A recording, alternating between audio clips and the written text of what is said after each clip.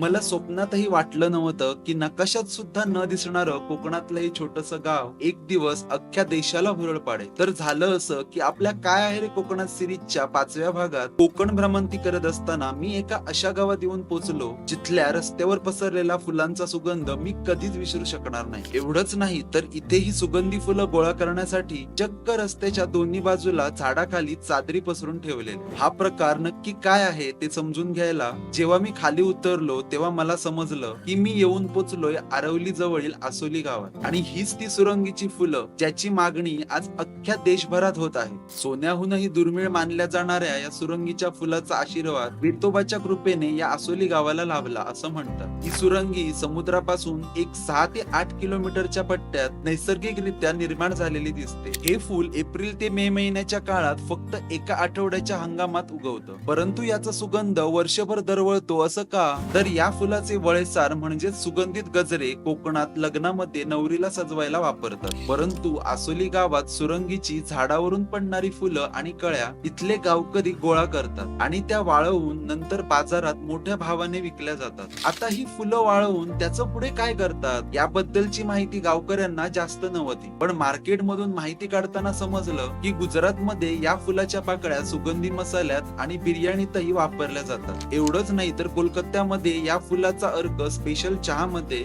आणि देवाच्या पूजेत सुगंधासाठी वापरतात. या फुलाच्या अफाट मागणीमुळेच आता काही शेतकरी आणि स्थानिक लोक सुरंगीच्या झाडाची लागवड करून त्यातून अत्तर आणि तेल बनवून विक्री करत आहेत. त्यामुळे हा व्हिडिओ आत्ताच सेव्ह करा आणि तुमच्या जास्तीत जास्त मित्रांना शेअर करा, म्हणजे कोकणातील या दुर्मिळ फुलाची कीर्ती सर्वांपर्यंत पोहोचेल.